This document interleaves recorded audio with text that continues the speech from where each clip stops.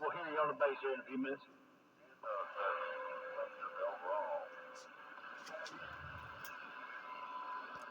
Hi, you join. What do you say? Hey. Yeah, I guess if they're all the same length. Yeah, okay. Yeah, those guys up on 15, they're talking. They're in northwest Missouri. I went there just for a second to say hi to them, and yeah, I can't hear Wingnut. Yeah, I'm not sure I'll hear him on his base station. But good afternoon to you, Wingnut. You can hear me over here around Robertson County. Yeah, Arkansas, you got 672 Central Michigan. He said he can hear you Jordan, but he's sure you can't hear him because he's on the market. Yeah, for sure. I appreciate you coming back to me. Sounding good here in Michigan, that's for sure. I couldn't hardly hear him when I was on my beams. I had to go to my ground plane to hear him.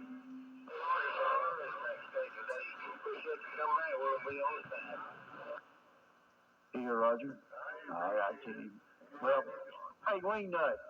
Key up. Let me see if I can even see your signal in that mobile. Go ahead, key up.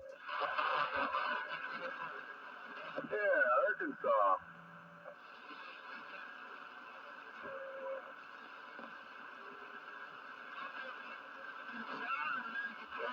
Well, at least I know my radio's working. I can see a signal that he keyed up. He talked for a while. Then somebody keyed up and said something about a mobile, unkeyed with a Roger beat. Wingnut was still keyed up, and then he unkeyed. Is that right? Is that an accurate reading on that? Yeah, that's about right. Yeah, I couldn't hear a word he was saying, but I could see his little skinny signal up there on the waterfall. Oh, Roger that.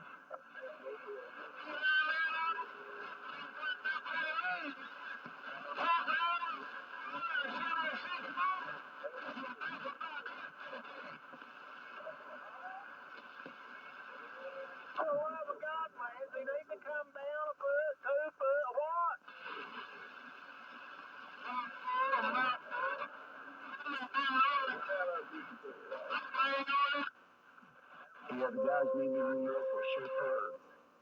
Oh, limousine driver in New York. That's the one that's the one that came in here to see Floyd. I'm gonna go get me man. My wife bought me 2 cases of those coffee drinks. I'm trying to limit myself to 2 a day. I've done pretty good by drinking just 3 a day. Oh yeah, coffee drinks.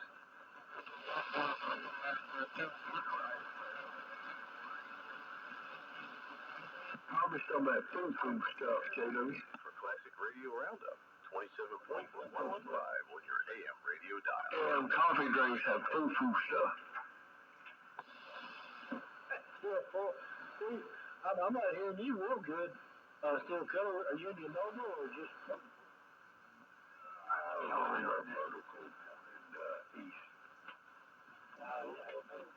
Oh, we need to play game. There we go.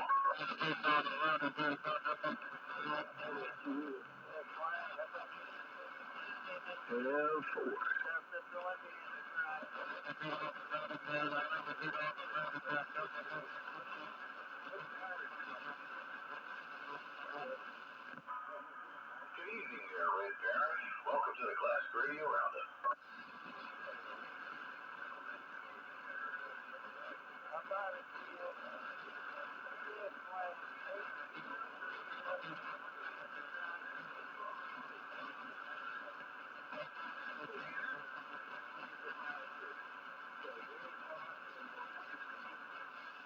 Well, like a coach I knew once said, if you're early, you're on time. If you're on time, you're late. I don't know, he should be. You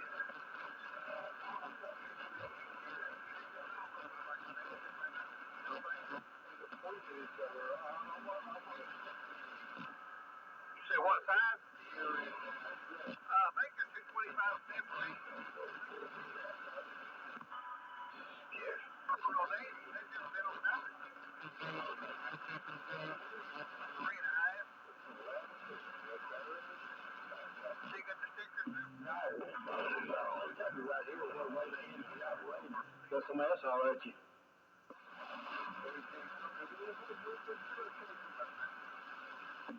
around Nashville, Tennessee. Good grief. Taken out by a skip station.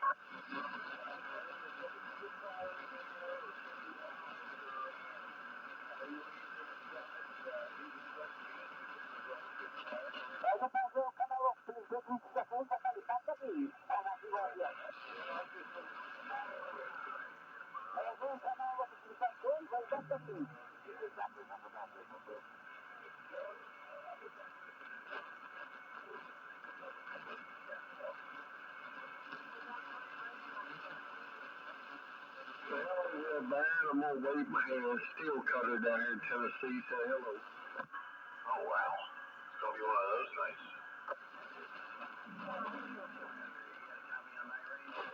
Yeah, Daddy, have a good one up there. Sounding good down here close to Nashville. Enjoy your evening. Is that your night ranger out there?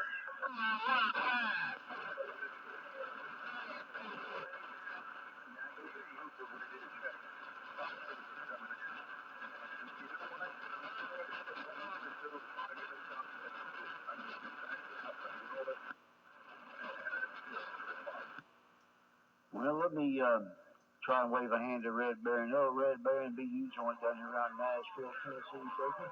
Night ranger, are you out there? Really? Night ranger, you out there? I thought I heard you. Well, you ain't going nowhere. Good grief. Sit back smoking on a cigarette over your face. Go away, moron. Think Matt Dillon. Big old rock man trying to get my power. Yeah, go ahead. I hear you. Once I got home from work. Yeah.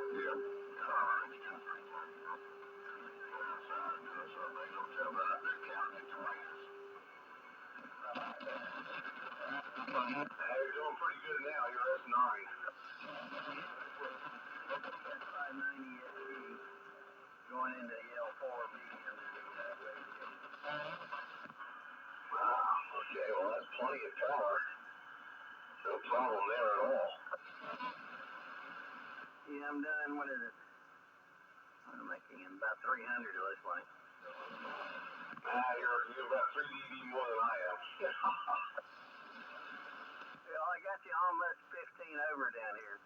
There you go. Well, yeah, looks like it's going to be one of those nights. The skip is running, at least for the time being. Yeah, well, I heard you as soon as you keyed up. I'm over on the other side of the road repairing. I've been repairing some old music equipment I bought back in the 1990s. And they've been sitting, I haven't been using it much since then, but I started playing with it again, and you know, 20 pound of boom over off Channel 6. 25 batteries or whatever it was, 20, 35, whatever they are, they had little batteries. They were dead, I had to replace those, the electrolytics were dried out, I had to replace those.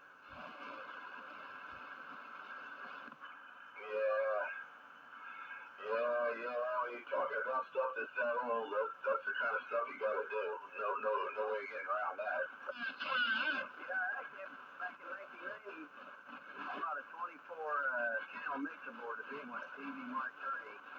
But that thing's cracking and popping. And it's like, I'm not even going to try that one. It'd take me forever to try to replace all that. Yeah, I'm sure the controls are all dirty. They'll need a flooding of the oxid or something. Well, the controls, you know, that's not that easy. They're not that hard to fix. But the thing is, you know, I'm trying to do some recording with it, and it's buzzing and cracking and popping and that kind of stuff. I didn't get if you can do recording with it. Yeah, metal record recording. Yeah, you don't need that. No way, no how. Yeah, I've got a little 12-channel board that's a new one, Elisa's. That's a newer board, but I inherited a bunch of synthesizers from my mother when she passed away. She was a musician too. So now I need more than 12 channels. So I'm looking at a new 24-channel board. They're a lot cheaper. Back when I got 24 channels, you had to pay through the nose to get it. Back then, now, you know, you can get a nice 24 channel Mackie board for under $1,400. That's cheap compared to what they used to cost. Yeah, well, the technology improved too, so yeah, it doesn't cost as much to do, and well, you know. Hello, Night Ranger. Hey, Spitfire, what's going on? Yeah, what's going on there, Night Ranger? I figured this time of year you might show up. Yeah, well, you know, usually last weekend of May, first weekend of June, that's when it really gets hot. You know, it usually starts building in April, but usually that last week of last week of May, that's usually when it gets super hot and stays that way through about July. Big station coming in there. Yeah, the end of May, the first week of June is usually like when it really kicks off hard. That's when I used to work E-skip on 2 meters. Always the first week in June.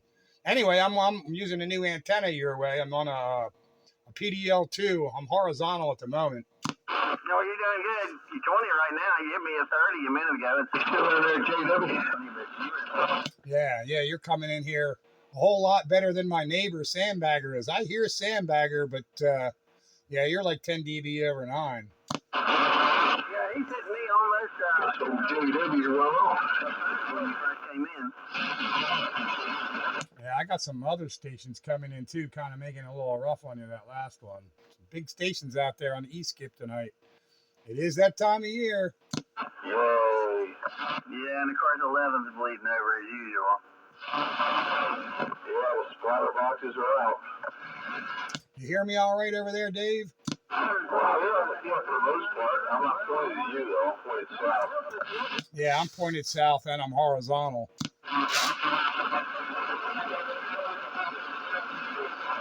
I go horizontal and Night Ranger's like a neighbor.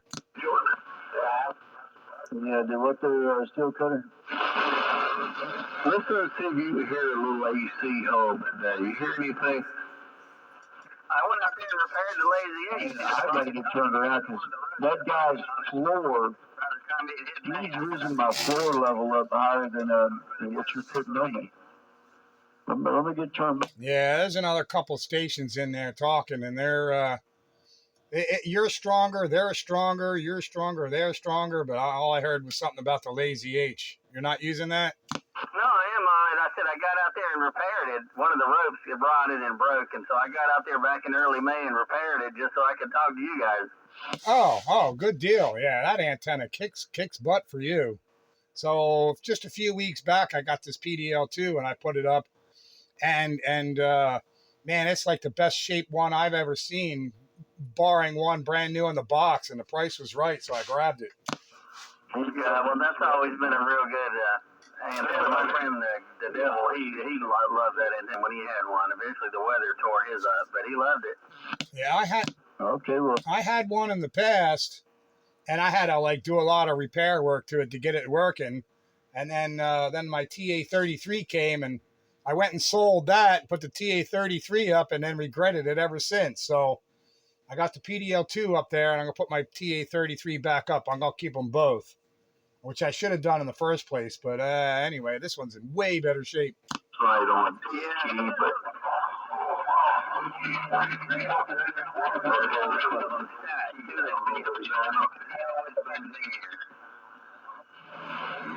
Yeah, try it out again, man. Somebody was coming in the same as you. Yeah, I said more than 10 years ago, I can't remember the guy's handle, but there was a guy in California that I'll tell you what. he would always boom in. I'll drop my game back to 75. Oh, I could imagine. A pair of PDL2s stacked, yeah, that would have to do a good job. I know. I'll put a little more time. Maybe that'll make it easier. Uh-oh. Although already the strong station thinks he needs to put more fire in the wire. All right, I'll put a little more time in the line. Maybe that'll make it easier.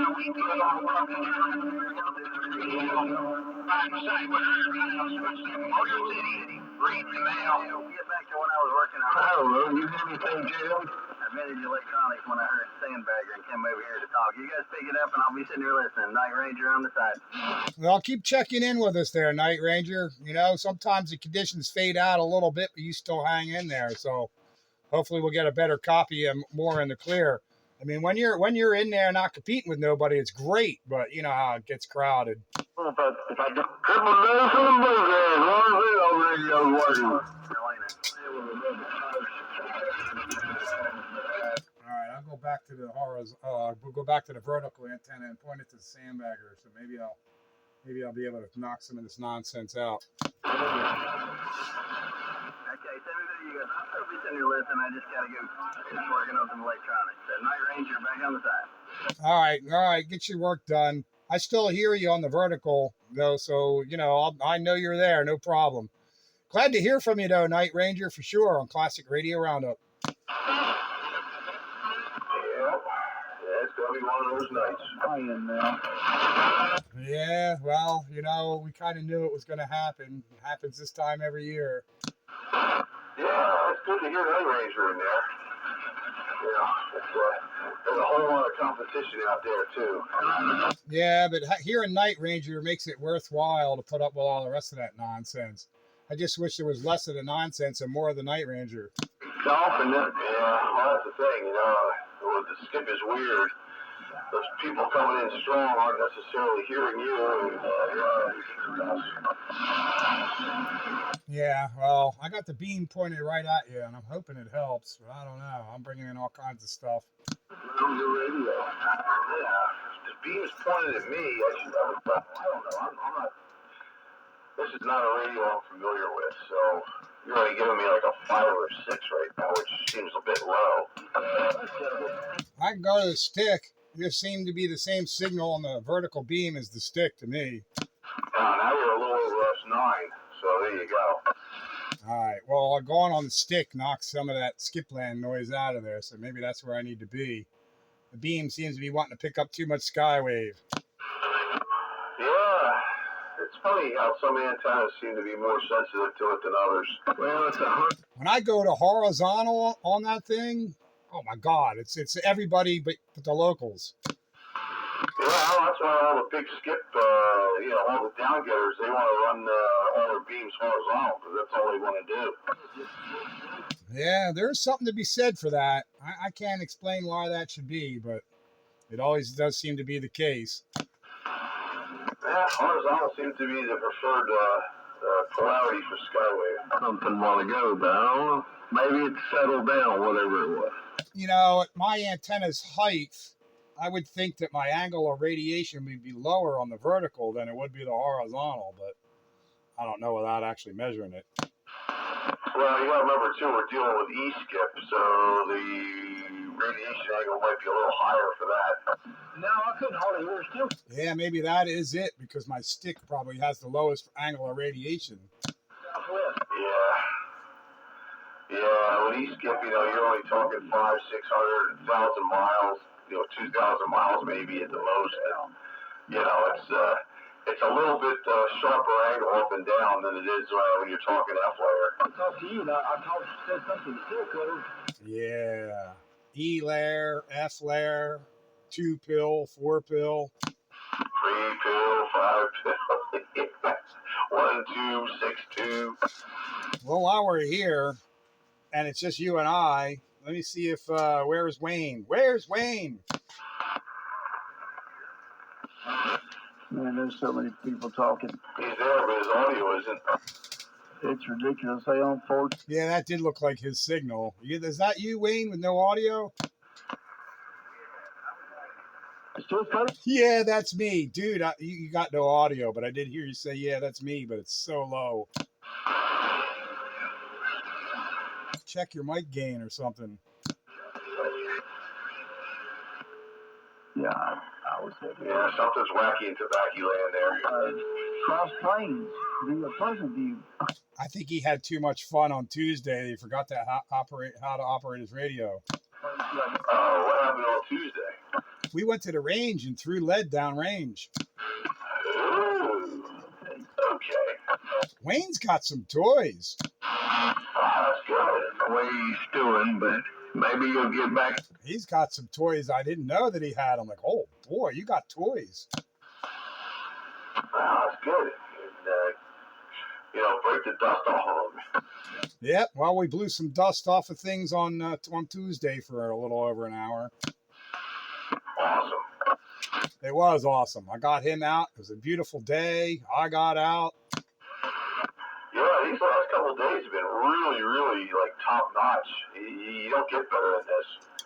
No, low humidity and mild temperatures. Hey, JW, I went back. Yeah, of course it's going to change. It's going to get increasingly hotter towards the end of the week, and then the thunderstorms come right on the weekend, of course.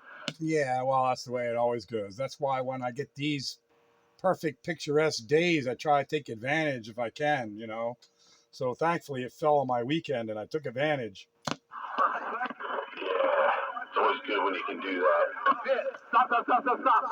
I did manage to get a lot of firewood taken care of this weekend too, because the weather was decent and low humidity and all. I figure, man, the days ain't going to get any better than this. I got nothing else to do. I might as well get all this out of the way and I won't be drenched in sweat. Like I said, yeah, I washed my truck yesterday, but today I spent most of the day waiting for Comcast to show up and getting that all taken care of. What? You lost your truck? Is that what you said? I washed my truck. I heard her down. Oh, I thought you said you lost it. Oh, all right, washed it. Yeah.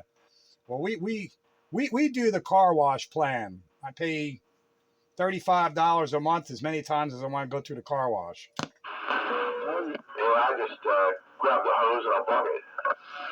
Yeah, well, you also don't drive that thing very much either. It's not like a daily driver. Like we daily drive, and I want to wash it more often than I can, so I do the car wash plan. That's a pretty good value. I go like every 2 days. Whenever I think of my car's any kind of dirty whatsoever, I go wash it. No,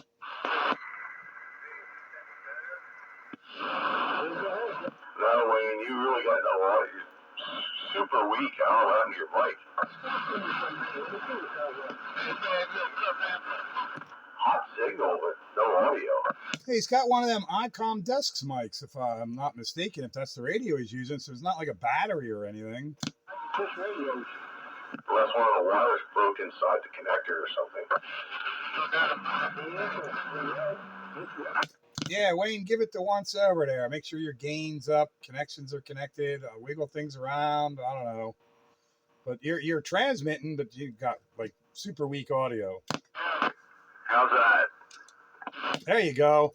Yeah, I turned the mic up.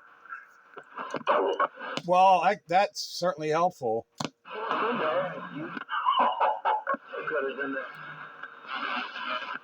You know, I broke my phone. The 2 times I dropped it, I cracked the face of it.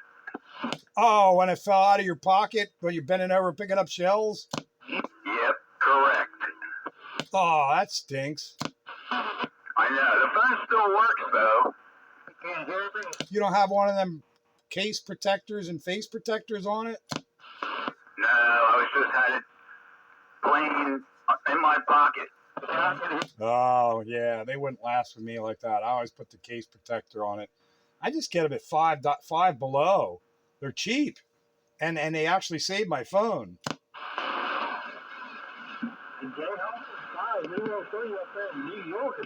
I actually chipped my screen protector on my phone, and now the air got underneath it, so it's like a little air bubble on the side.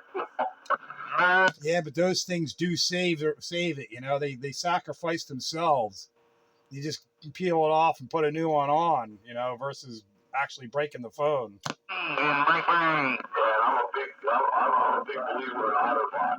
That's what I use for my case, and it's rubberized and strong, and I get the 5 Below OtterBox copies, and they seem to work just as well because I've had OtterBoxes, and I got the 5 Below OtterBox, wannabe. It seems to work just as well because I dropped my phone like Wayne dropped his phone Tuesday, and it doesn't break, so it must be doing something right. Did you say anything up there? I don't drop my phone very much, but what I do is bang into things with it. Yep, I'm here, man. You come on. Yeah, mine slips out of my pocket when I bend over and I forget that it's there, kind of thing, like Wayne did. 503. I got a mud duck down here. Yeah, it's broke, but it's still usable. He got just enough station to get it done.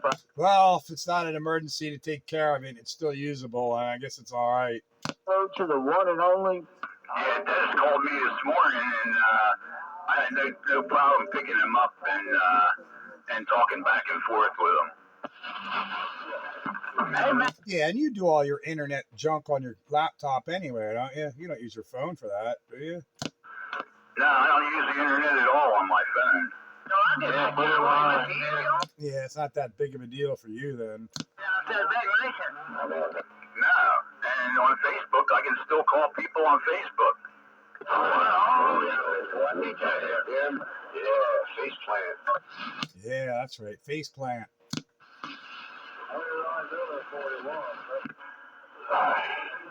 Just wanted to know, what do you think of this audio? Does this sound good?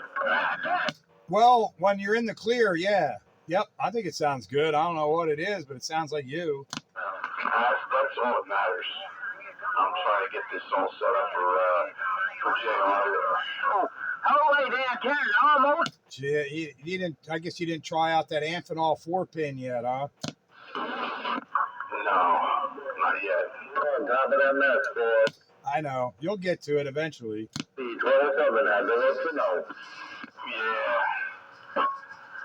surprisingly enough, I don't really have a whole lot of time. Like, a couple of hours a day I play with this stuff. And but what I did do, I managed to get my order together, and I ordered the final for your other Courier Centurion, so hopefully I'll get that one all turned around. Oh, that'd be nice to have that one back. Yeah, but I don't really miss it, but it'd be nice to have it back. Because this one here, that's the one I'm on now, is the Courier Centurion. This one, the clock works. Come on, Bill, the fisherman. The fisherman southeast corner, New York City. Courier Centurion. I think it sounds wonderful. Yeah, it's a gooder. I like it. Wow, Bill said top day the gate hoping. I think the other one works better on sideband than this one does. Fish or something. Hey, wow, Bill back out. Yeah, I'm looking, buddy. JR didn't seem to like this one on sideband. I'm pretty sure the other one works really well on sideband. This one maybe not as good. I don't know. I can't tell, but that's what I've been told. Well, that's interesting because last time I told you, I It's a little knockout. You joined to the city. Hey, fisherman, you tell us Yeah, I don't know what you said. Skipland took you out. to the city if he's going to make it to New York. good grief. Oh, yeah, Skipland's killing you. Killing you, too. Good grief. That's very rare that somebody's up in the red. Yeah, well, first week of June is usually when it's the strongest. Yeah, you just tell him knockout. Probably 6 meters is probably hopping right now. There's the Empire State. Oh, you joined down here around Nashville, Tennessee, giving him a free ride there, will you? Yeah. Let's put some fire in that wire. Yeah, the problem is like 3 dB more don't help. No, I know. I did it anyway, but yeah, 3 dB is really not all that much help. It's kind of ridiculous. Evening there, Wild Bill. Why you making all that noise over there around the Greenbrier patch?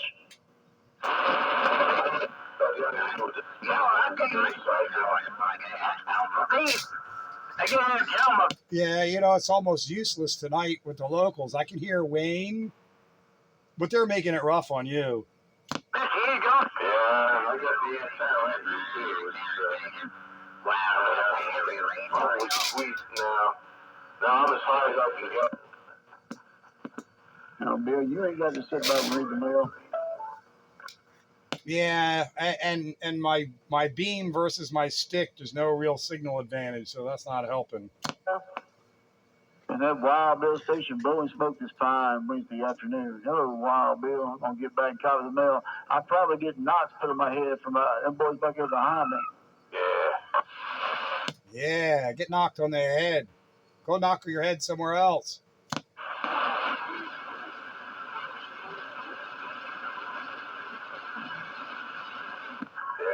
or dropped him on his head? 25 up here in the bluegrass. All right, y'all boy, talk about Wild Bill. Hey, he's your old man. It's been a while since I heard Skip on this band like this. He skipped this strong. Yeah, I know. Usually it's, further out. It's not the usual stuff. Man, I got the Skip is up in the red zone.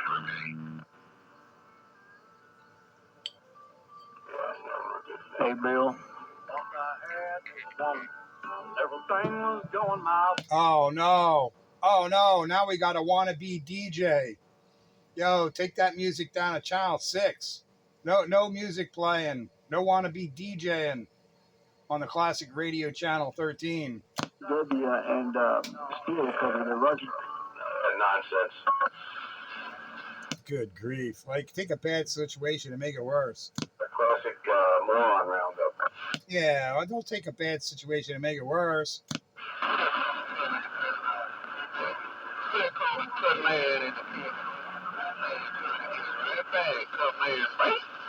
Sounds like everybody up north always big. I was on 29 megs earlier with Dave, Steve, and this other guy, John, and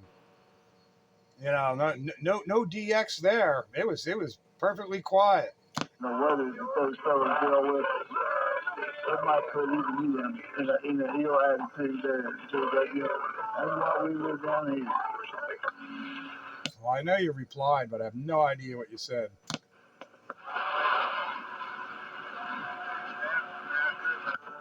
I mean, just think about it. If you lived in a neighborhood that made you shovel snow off your sidewalk within 2 hours of the storm passing, they got some crazy stuff they got to deal with up there.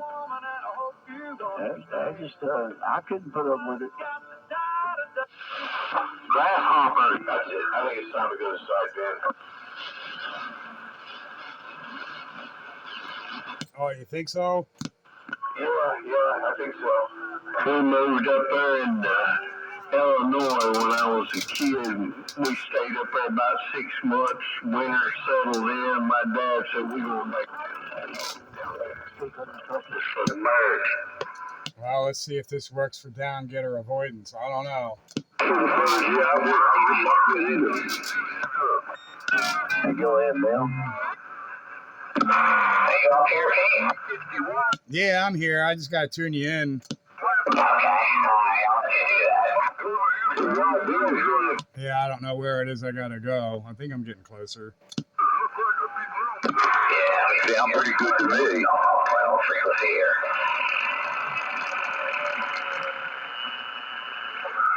There we go. All right, that's it. That's good enough. Yeah, that's pretty good. I think Wayne's here, and I'm right in with Wayne. Yeah, all right. Well, Fisherman, I'm sure he hears you. Yeah, well, now you're cutting through all the nonsense. Okay. Yeah, I mean, if we really wanted to, we could throw the clarifiers to the my side and that would really knock it out. Or just go to 29 megahertz AM where there's no skip going on. That's not going to work too well for me. I don't have a good antenna that tunes up well there. That seems to be your excuse for everything. Yeah, how about that? There's a reason for that. Yeah, the only way they could do that was with a... Yeah, and I know what the reason is. I'm real estate challenged for the most part. And, right? You think you're real estate challenged? Yeah, Wayne's real estate challenged, and he can get on 80 meters. Well, I guess for that matter, you can get on 80 meters too. I know, you've been there. Yeah, I can do 40, I can do 80. I can talk around the neighborhood in 160. Yeah, I can hear you on 160 sideband, but not on AM. It just doesn't work. Yeah, I'm 10 miles wide on 160.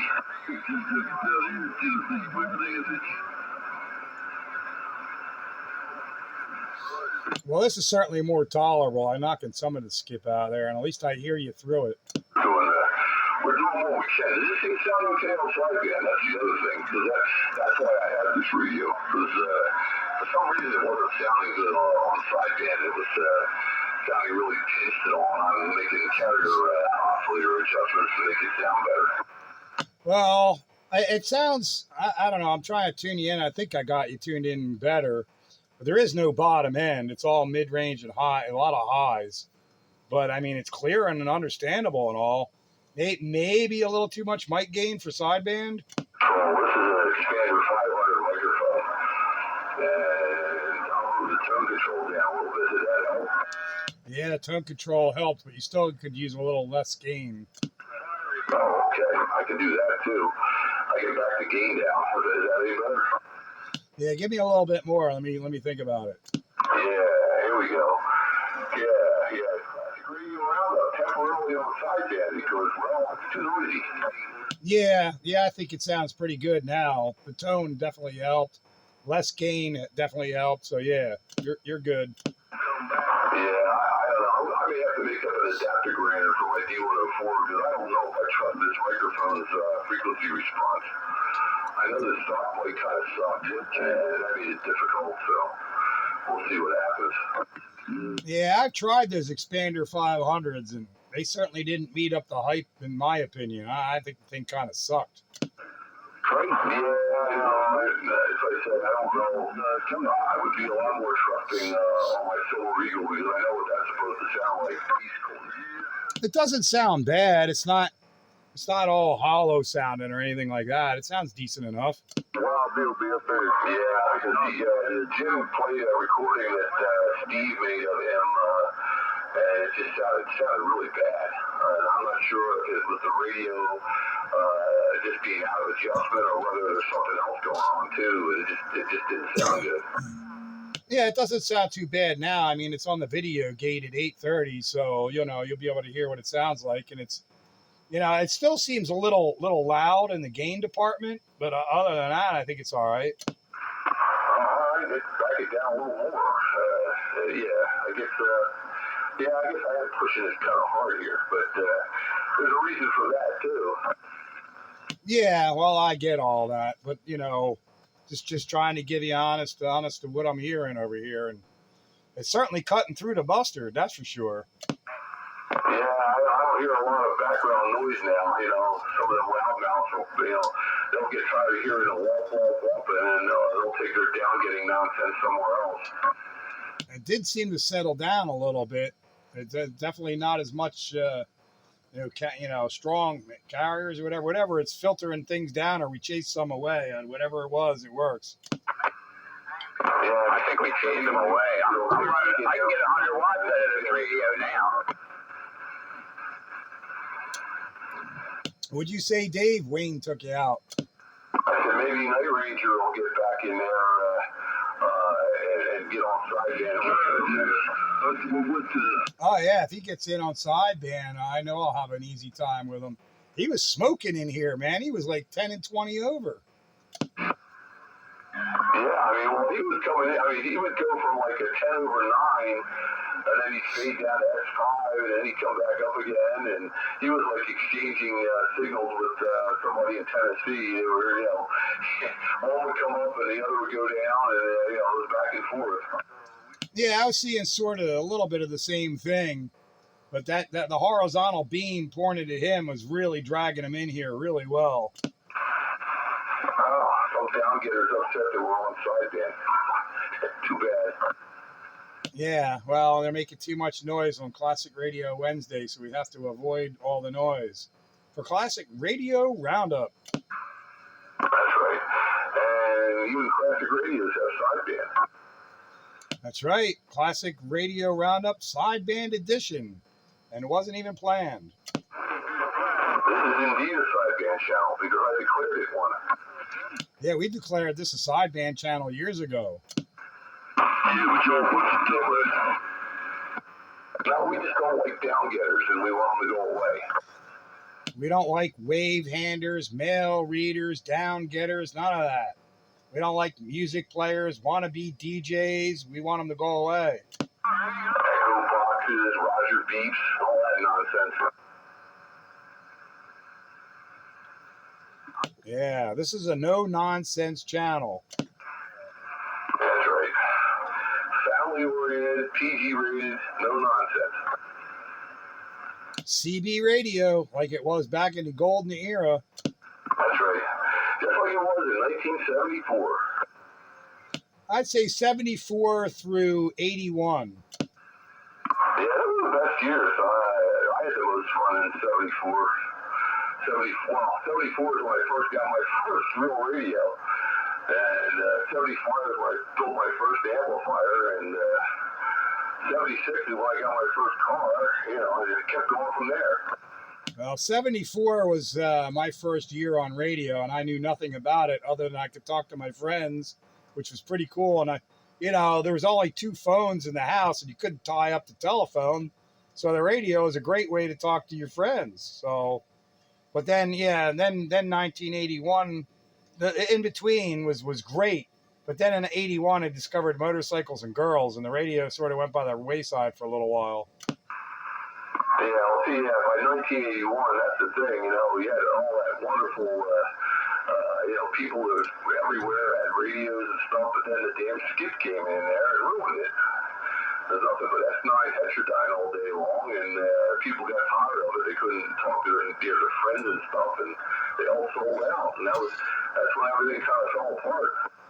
Yeah, and that's probably one of the driving factors for me, too, because I was a 5/8 wave 4-watt radio guy, and I couldn't talk to my friends all day. I couldn't talk to nobody. And then nighttime, I was busy doing other stuff. When the skip finally died down, I got in there once in a while, but not near as often as I did. Yeah, well, that's what happened. People just lost interest and they moved on.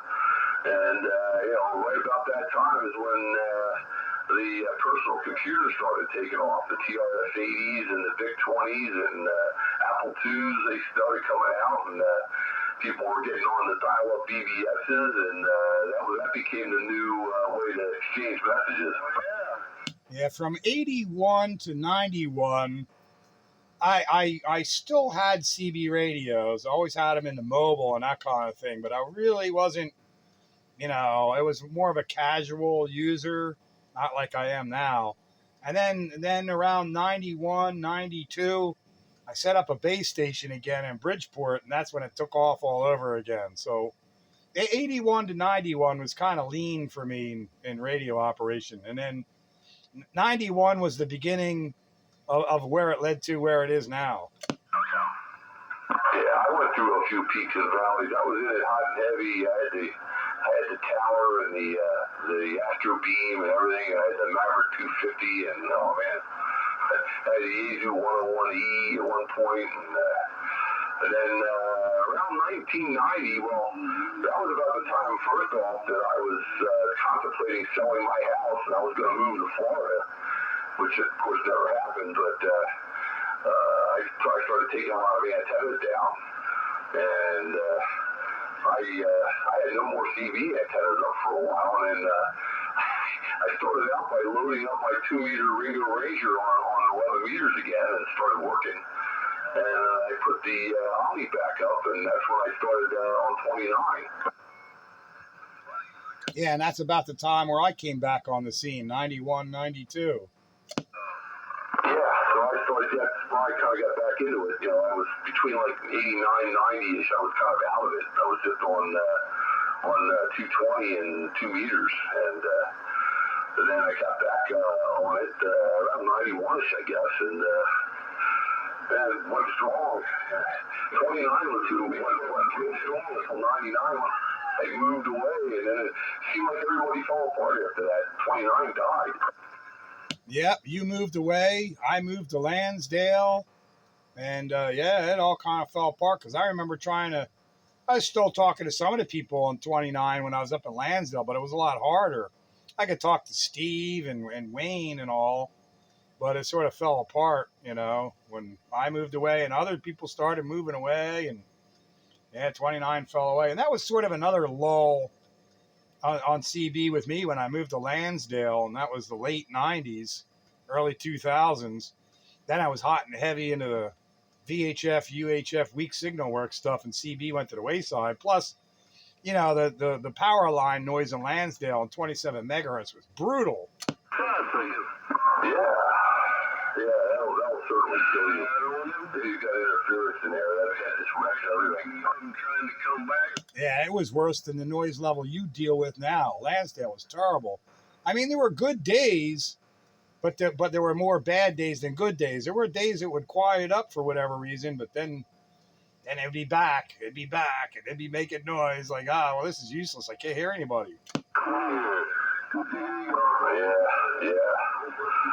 Yeah, I tell you, if I had to put up with that, that's the one thing that would just turn me right off radio. If I turn it on and I get it, I noise all the time. That would be it for me. Please bring it. Yeah, that's why I was all right escaping the VHF, UHF. 6 meters was pretty noisy, but I could get away from the major noise with the beam. And then 2 meters and up, the noise was pretty much not there. Maybe a little bit on 2 meters, but you could also steer away from it. 220 and up, it was non-existent. Yeah, well, there you go,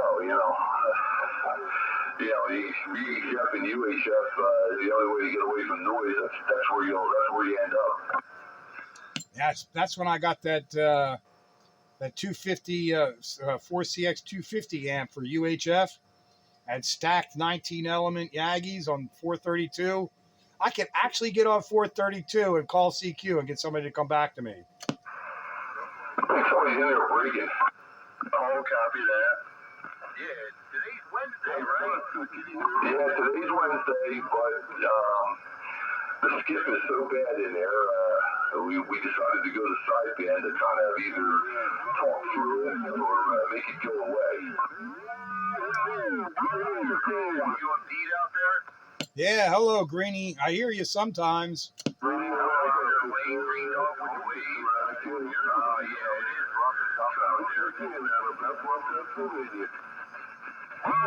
yeah, I hear you sometimes there, Greenie. Top of the evening to you on Classic Radio Roundup Single Sideband Edition. Yeah, good evening over there. I'm going to try to get up and do a little fishing tomorrow. Out there. We'll catch you later. My head getting scrambled. Yeah, there's too many voices in my head. They're driving me crazy. Yeah, there's way too many voices in my head right now. Good evening.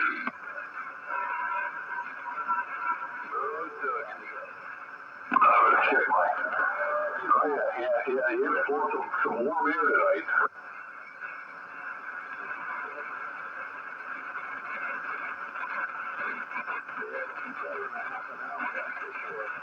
Well, hot potatoes and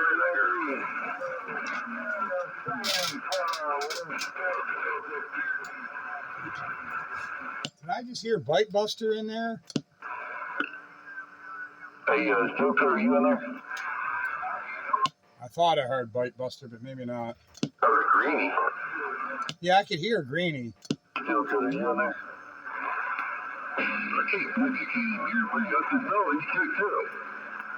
Okay, Bud called me. I gotta run over there.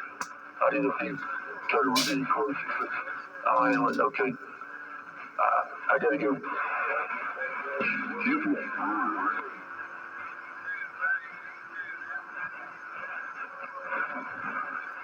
Good grief.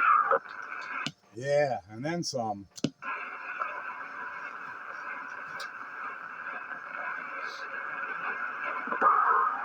It seems to ebb and flow, it's in there really strong and then it dies off.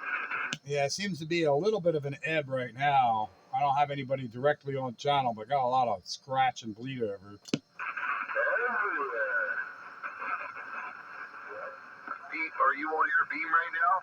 No, I'm on my stick. Okay, it's behaving? The stick is currently behaving. 10-4.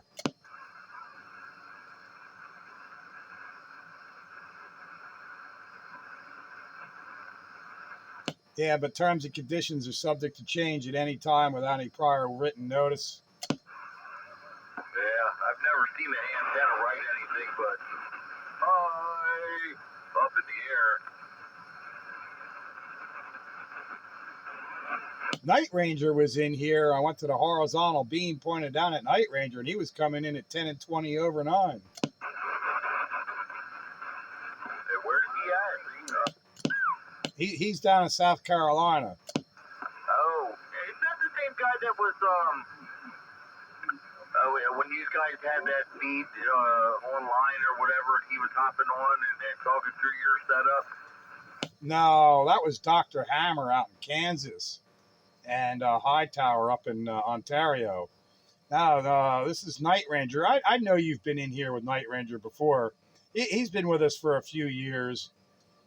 He's down in South Carolina, but when the East Skip is in there, we always hear him.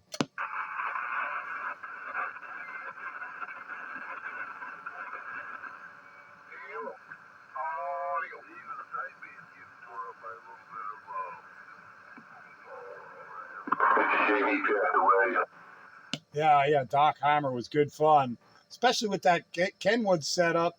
He would check in through the internet, but yet he figured out a way to hook up his classic radio to use on his computer and he was using the actual radio. It's too funny.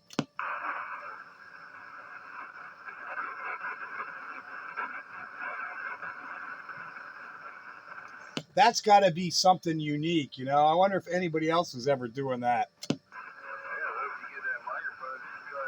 I don't know. I'm sure somebody out there did. Yeah, it's certainly not something that's common. Not what he was doing. I go use my CB radio to transmit into my computer to go through the internet to go out on somebody else's radio so I could talk to them.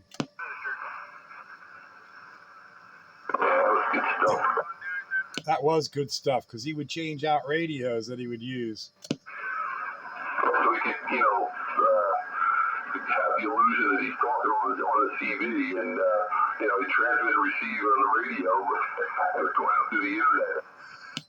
Yeah, he had the illusion of it. He got to use his radios. We heard him on classic radios, but that was actually pretty cool. That was good times.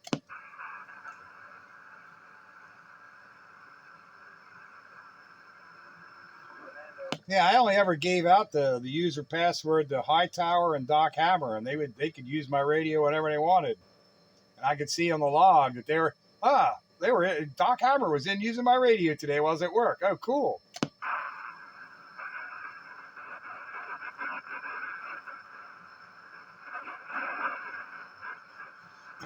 I left it on for them whenever they wanted to use it. They could use it, whether I was here or not. Didn't matter. Yeah, exactly. That worked out.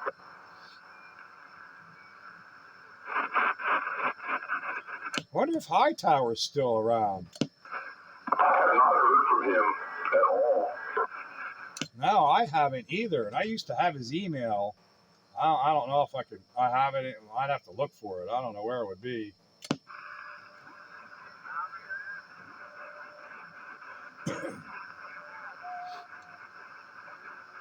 You can't get your numbers called. You can't shoot Skip. Hey, 441, Hightower in Ontario. I hear you.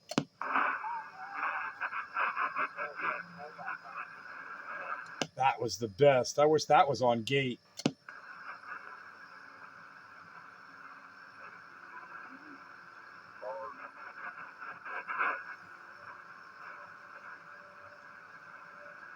Things seem to be quieting down a little bit. I wonder if we'll be able to go back to AM. Hopefully at some point.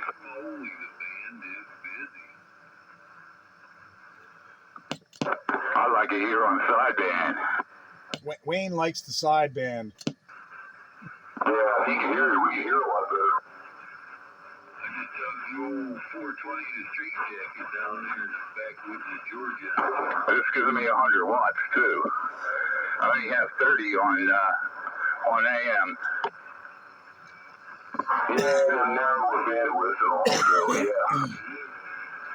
Yeah, and I'm reverse. I got a couple 100 watts on AM, but I only got a little over 100 watts on sideband.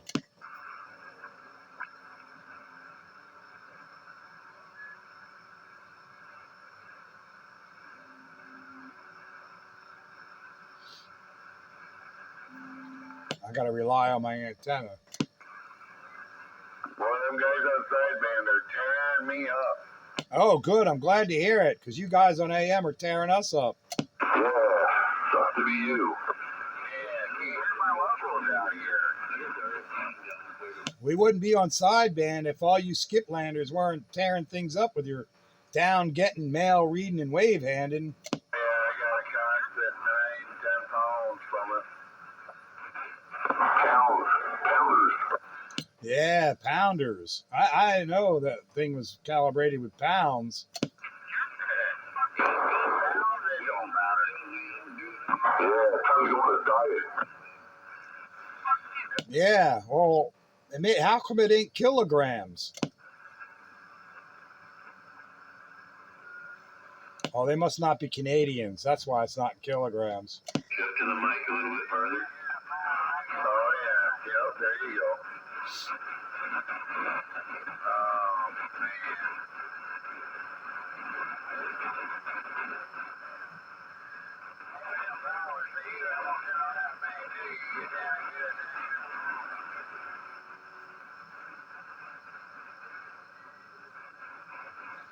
So you think this thing sounds all right on sideband, Dave? I think it sounds perfectly fine. Wonder what Jim was complaining about then. Sounds fine to me, too. All right, maybe it was his receiver or his speaker then. I'm not going to worry about it from here on out. Or unless maybe it was some distortion in the amplifier or something, and that was the reason. I'm using the same setup I always use. Yeah, I know, but sometimes that Texas Star gets a little wonky. It's not wonky right now, is it? No, actually, right now it's working good. Great. That sounds like Stefan. Hello. My God, what's going on? Are we on sideband? Yeah, we're on sideband because it's way too stinking noisy on AM with all the skipland. Yeah, that's what I thought. I was on AM. I could hear something. I saw some big signals. I just started flipping around here on sideband. So I guess I'm on the right sideband. You're on the correct sideband on the proper frequency. You sound like you. Hello, good evening, Stefan, and welcome to the impromptu single sideband edition of Classic Radio Roundup. Roger. Yeah. I'm on my classic mic. I'm on my D104 Joker. Yeah, my TUG8 stand D104 and my Courier Centurion PLL. That isn't aesthetic. T-UG8 stand. And thing up on top has a big eagle on the back. Oh, well, this particular one don't have no eagle on it. Just a regular TUG8 gray base. Roger. Sounds good.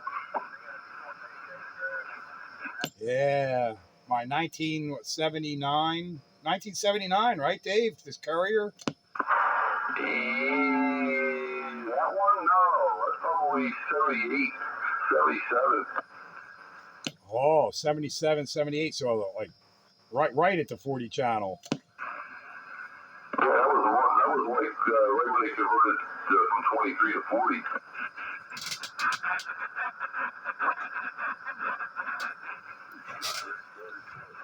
Yeah, this one's actually the rarer of the two.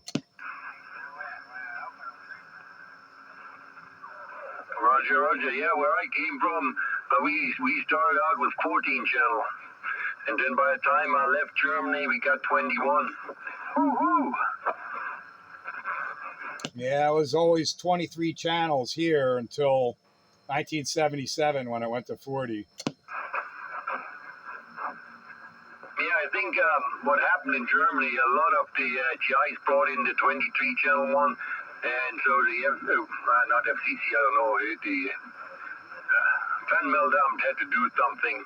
They had to up it while there was way more people on channels that were in the so-called band plan and having fun with it. So, well, we're doing what we can do. So the Germany though, original, what was it, 14 channels originally? That was like corresponded in here in 27 megs. Yeah, Roger that. Was the first 14 channels, and then later on, I think went either 21 or 23. Yeah, because I know some European countries started out, a lot higher up in what we call the free band. And, they had, was it FM only and all that kind of nonsense. No, I don't remember. I think we were not using sideband, but all our radios were AM radios. I had a Cobra base station, small, nothing big. I think it was a derivative of the Cobra 29 or so. No, I know. I'm not speaking Germany specific, but some of the European countries, didn't they got a whole different band plan that was above our 40 channels, and they were like, some channels were AM and some channels were FM or something. I don't know if it was England or France or somebody over there. That was the UK. Yeah, and I never got involved with their band plan. We were mostly local, about 40-mile radius. Well, we were also pretty much restricted to power, and at that time there was not a lot of people out there that would build small amps, where you could go 100 watt, 200 watt or so. It was all basic what you could tweak out of your radio, changing out some finals. The best we could do was probably 15, 20 watts. If you invested in a different set of final. Yeah, didn't they have like a half a watt? What? Yeah, but what you buy in the store was a half a watt, 500 milliwatt. That was it. Yeah, that's like, you could talk in town, but not much beyond town with a half a watt. Out of a stock radio, that was it. Yeah, like, if you're starting out with a half a watt, even with a decent antenna, you're just basically talking in town.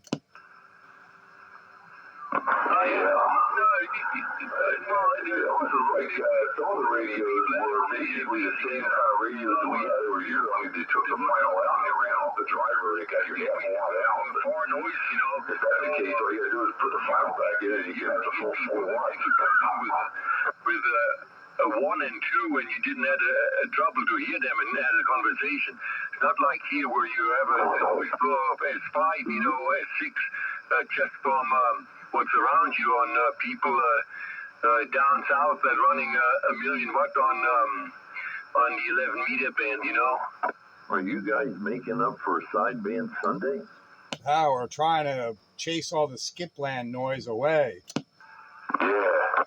Oh, well, that explains it. Hello, good evening, and hopefully you completed your mission. Yep, I think we're doing better. Hello, old JR. Yeah, it's certainly a little bit better than it was a half an hour ago. My God. Yeah, it's pretty bad when I can't hear Pete and Pete can't hear me. Oh, wow. What's going on? Kind of funny in a way. But it looks like you're trying to quiet it down now. Well, you can't tell. We're up here, so. Hey, you're fine. So anyway, Jim, what do you think? How's this thing sound? Oh, is that what it is?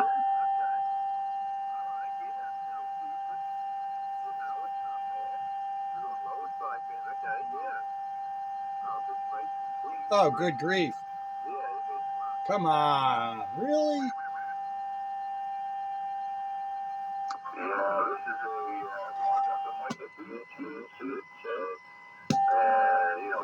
I don't know. I don't know much about this microphone, and I don't really trust it as far as frequency response and all. But it seems like it's working okay. Well, one thing I do notice though, if you put the internal amplifier on in this thing, it gets a little rough around the edges. It's not biased completely. Oh, okay. Well, you want to take care of it, you can if you wish. But it sounds okay. Now, I guess you're on the low side there, right? You're on the amp off. Yeah, I'm running without the internal amp and just running into my external. Ah, Okay. All right. You don't mind, turn your external off one time. Okay, well, this is just the radio. I'm going to reach behind here, and I'm going to flip the switch, and this is running your internal amp. Okay, there's a little difference on it, but it's not bad. It's not overzealous there, but yeah, definitely a difference. Yeah, actually, it sounds a little better than it did yesterday. Maybe when the radio gets hot, I don't know. But yeah, getting to the amplifier in the back might be a bit of a challenge because of the way it's mounted. The adjustments aren't easy to get to. I mean, I'd have to pull the back panel off somehow, I guess. That could be involved. Well, okay. Well, if you think it needs it, that's fine. I don't mind. You want to do upper just to check the upper out the booth? Yeah. If you want to check it out real quick, I'm gonna have to move the clarifier because lower side at 2 o'clock and upper side at 11 o'clock. Hey, okay, that's fine. That's fine. All right, I'll go to the upper side here real quick. And I'll go ahead and talk a little bit, and then you can fine-tune beat in there so we can get in sync, I guess. That's the best way to do it. That's the way I normally do it anyway. So there you go. Probably got me by now. Yeah, I got you. And here's upper side. I don't know if it sounds any different or what. Oh, yeah, that sounds real nice, actually. There's no complaints on that. Yeah, and upper sideband seems to be more skip prone or skip less. Man, it's quieter. How is that? That's not quieter. It sounds fuller. No, your radio sounds fine. It's just overall it doesn't seem to be as noisy for whatever reason. Yeah, I would have to disagree with that only because of the interference I get between this channel and 14. Now that I'm on upper, I hear it. On lower, I don't. I got you guys in the clear right now. I got no interference at all. Maybe it's just timing or whatever, but man, this is the first time all night I haven't felt like I got a headache. Yeah, you're all right, though. I don't hear a bunch of other stations out there. But then again, maybe it's fading off. Well, maybe we can try going back to AM for a bit and see how that works out. Yeah, we can do that. That way we can get some other stations to check in, maybe. I don't know if Joker's in there running a gate or anything. If he's not running the gate and if he's leaving it on autopilot, it's going to be a lot of walking going on. One more time on lower side, Dave. Oh, all right. I'll go back to lower. All right. I'll talk a little bit and let you tune me in. That thing really sounded good on upper side, man. It sounded like a class act there, really. Not too shabby at all. All right. I think you probably have me pretty much tuned in because I know I'm on frequency. Yeah. We're back at you. For whatever reason, my seat of the pants observation is that radio did sound a little bit smoother on upper sideband versus lower sideband, but maybe that's just my perception, but that's what I perceive. Yeah, the same here. There is a difference there.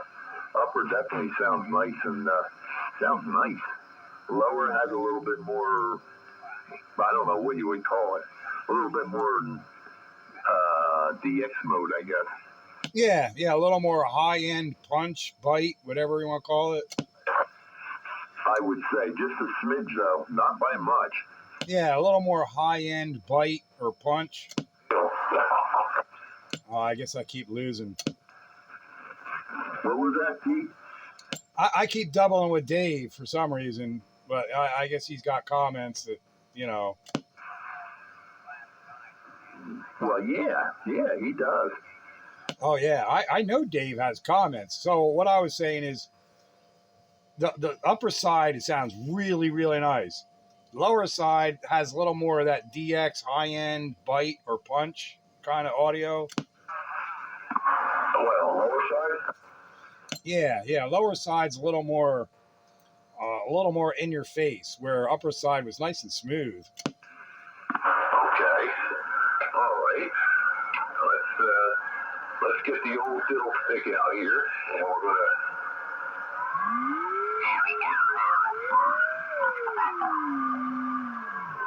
There we go. We'll get back on frequency again. There we go. So, all right, does that make a difference? All that did was change your frequency all over the place. Well, no, not really. No, really. There we go. I moved the carrier last winter, so I had to compensate for it with the clarifier, but there it is. Does that sound any different? Yes, it does. Sounds much better. Yep, I think that's where that sounds like upper side now. This is way off. Man, I'm going to have to check the crystal filter. But this is it.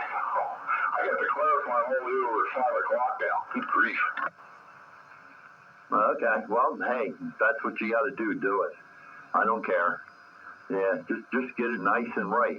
I'm good with, but you did it right now. It sounds beautiful. Yeah, well, then you just got to keep in mind when you're tuning that thing that your clarifier is not going to be at 12 o'clock. Well, we'll like to try to get it closer. I might have to invent some magic here. I believe in magic.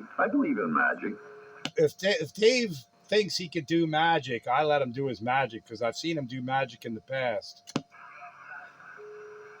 I don't want to bite off more than I can chew, but we'll see if I can try to get this a little closer.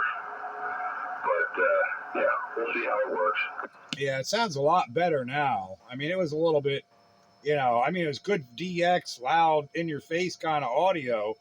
Now it's a little more rounded. Yeah, it's all about the frequency response, and that's all dictated by the crystal filter. Damn, crystal filter.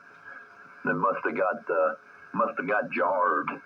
Speaking of crystal filters, JR, what do you think of the sound of this radio? You sound like you're tight, you're distorted, whatever. You're something. You're not normal. That's what he told me before, Dave. You sound fine to me, Pete. To me, you're crystal clear. I mean, you sound.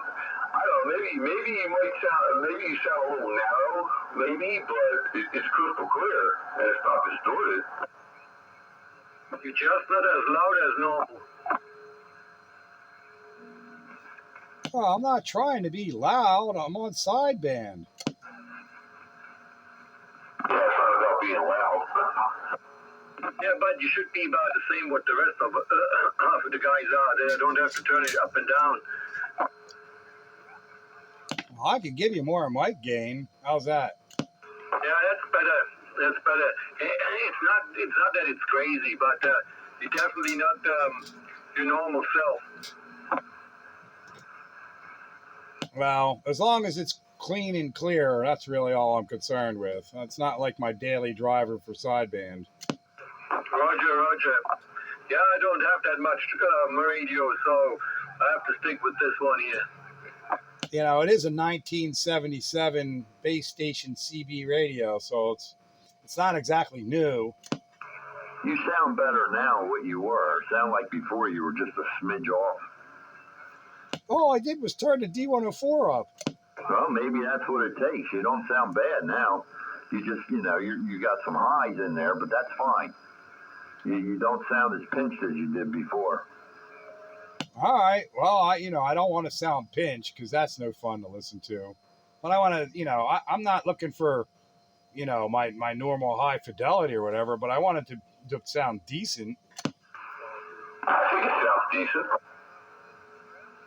As long as it sounds decent, that's good enough for me for this particular radio. Do you hear a little bit of, I don't know what it is in between his words. I don't know if it's crackling or, I'm not sure what that is. I'm not hearing that. I was hearing a little crackling. Joker, don't you start with crackling, Mr. Crackle. Am I crackling now? You're always crackly on sideband. Oh, he's got a Class C amplifier, doesn't he? I I always can understand what you're saying. I'm not, I'm not going to nitpick or anything. You sound fine, but in between your words, it's always got that. That's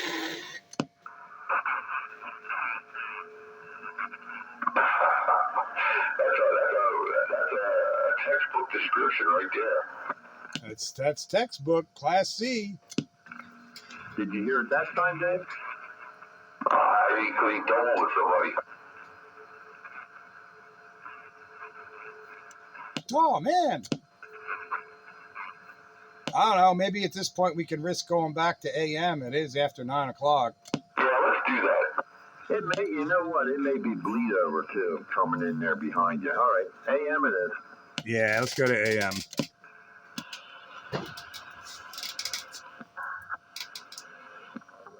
right, let's see if I'm. Yeah, I think I should be okay on AM.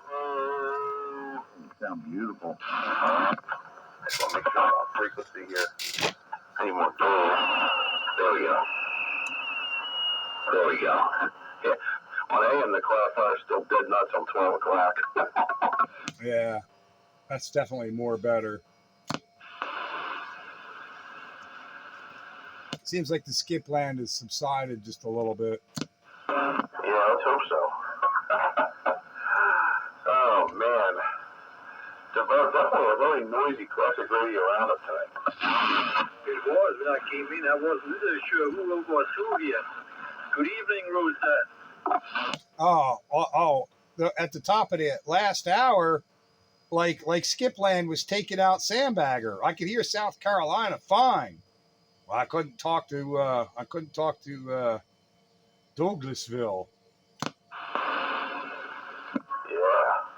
I'm on the beam at east, and usually the beam pointed east, I don't hear skip that much, but it was taking you out, which that had to be something. Last night I was on 40 meters, and I could hear from Westchester, 18 miles, like the crow flies. I could talk to California, but I could not hear that guy from Westchester. There was some other guy, he was relaying. I don't know what he was running, but I could not hear him. I think he was hearing me, but, I was throwing out a lot of whiskeys on 40 meters. So last night was horrible. Yeah, well, 40 meters in the dark just goes long. You typically don't hear in close on 40 meters at night. Wow. The thing is long, pure, 100 miles away. He's stronger than you are. Yeah, like I said, I could not hear that guy down from Westchester. So, oh well, next time. Next time we have to get in a little bit earlier. Yeah. Daytime, you'll hear Westchester, no problem. Nighttime, it varies. Sometimes you can, sometimes you can't. The close-in stations get tough. But, out 5,000 miles, you'll hear them. But you're not hearing 5,000 miles in the daytime. Maybe you're out around 1,000 miles. It's just the way that band works. You can do, 10 to 1,000 miles daytime, but then it's like 200 miles to, 5,000 miles at nighttime or more. Yeah, Roger. Yeah, same thing. During the day, a couple of guys up in Toronto, when I talk to them during the day, they're blasting in here full. And at the nighttime, we're barely getting a vice going, single vice. It sounds always good, but just not as strong.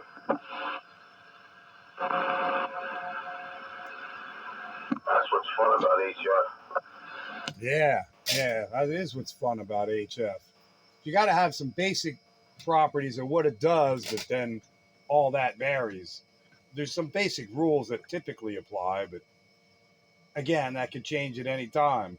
Yeah, now that we're back on AM, you could probably back your mic down a little bit because I hear your water heater and everything else there. I was looking at him on my scope. He's driving his nuts. Oh, turn the mic up. Turn the mic down. grab it by the coax and swing it all around. Yeah, you're too quiet. You're too loud. I can hear this. I can't hear that. Yeah. Well, the hot water heater's still running. But, excuse me. The water heater is still running because the wife was in the shower recently. That accounts for the water heater. I wouldn't have enough on the radio. I wouldn't. It would be boring.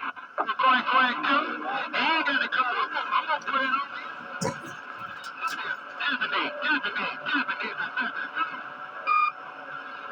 Skip is yelling at us. You hear it? Oh, they were yelling at us earlier when we were on sideband. They were complaining about our sideband. Oh, I just laughed. Yeah, well, that's it, you know. Most downgetters don't like the sound of the whoop, whoop, whooping because, you know, most of their Cobra 29s don't have sideband, you know. Yeah, and all their Connexes don't have sideband, but they got echo. Yeah. Connex, you know, like take a Superstar 3900 and rip the sideband components out and stick an echo board in there and call it a day. I don't think that was a good trade-off at all. And then charge more money.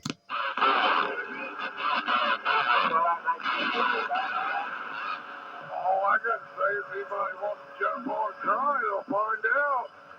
Yeah, there's a bunch of stuff in the background. I hear it, but it's not real strong. No. Let me go over to the beam and give Night Ranger a call. How about it? Night Ranger, Night Ranger, Night Ranger. You still on the frequency? Night Ranger, Night Ranger.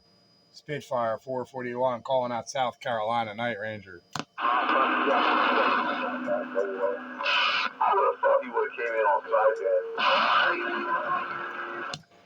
Yeah, that would have been the time. We talked to him on 10 meters on sideband once or twice too. That was kind of fun. Oh yeah, when we were doing the 412 thing. Yeah, he came in there a few times on that. And he's a lot easier to copy and, you know, doesn't drop out. Well, it's not, you know, on 10 meters you don't have all these competing stations too. Well, that's it. You know, the signal can move around and drop down pretty low, but yeah, you don't have all that competition to cover it up. Yeah, so I had 100% copy on them.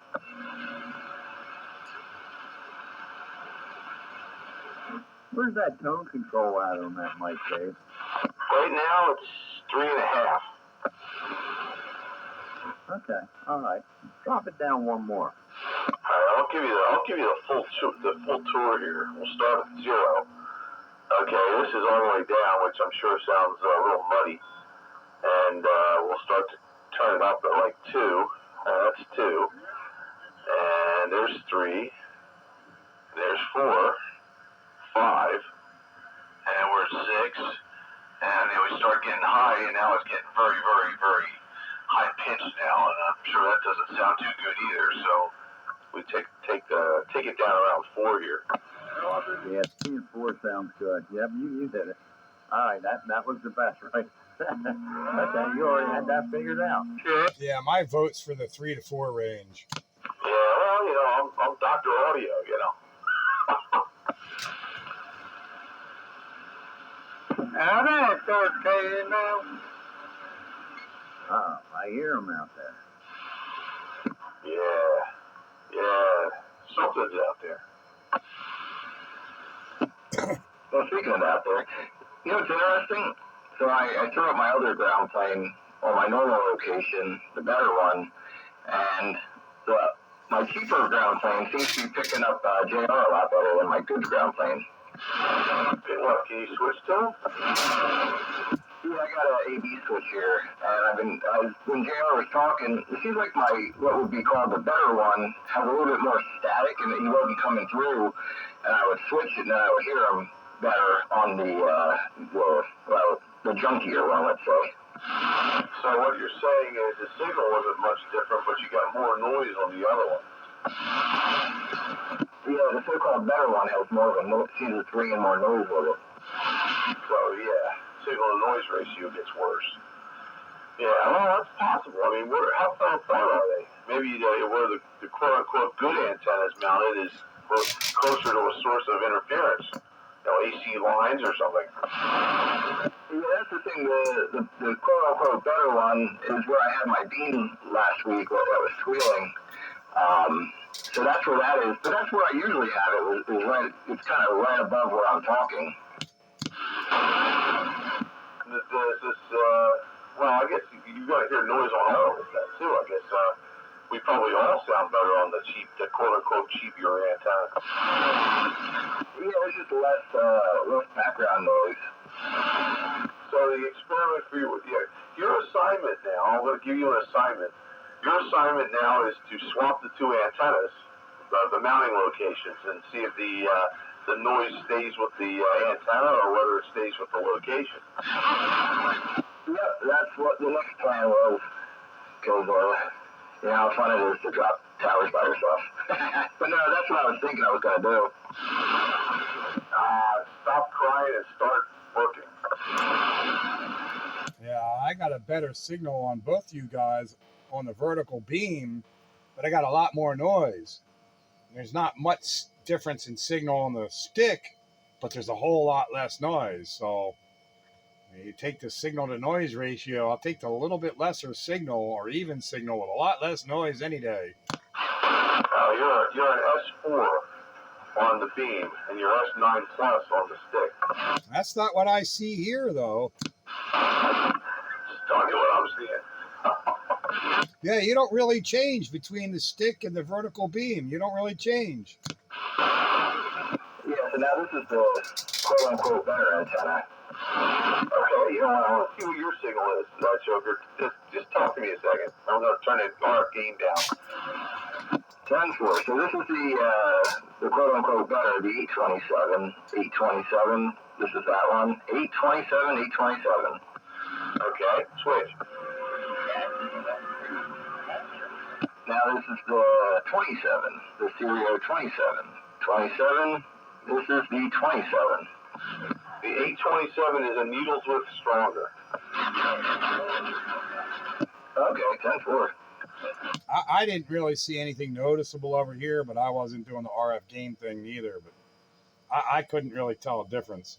I had to back the RF gain down so you can see he's giving me like a 2 or a 3 there, and you can say he was giving me a solid 3 on the 827, and he went to the 27. He was a needle's width less than that. And I still find it weird that you're stronger on my vertical beam, but I'm stronger on my stick. That is weird. And it's equally weird that I'm just as strong on your horizontal, too. Not much difference, not enough to argue about. Yeah, there's some weird stuff going on. That's what makes life interesting. But then like between JR or Joker, that if I go horizontal, that matters. But the vertical and the stick, that also matters.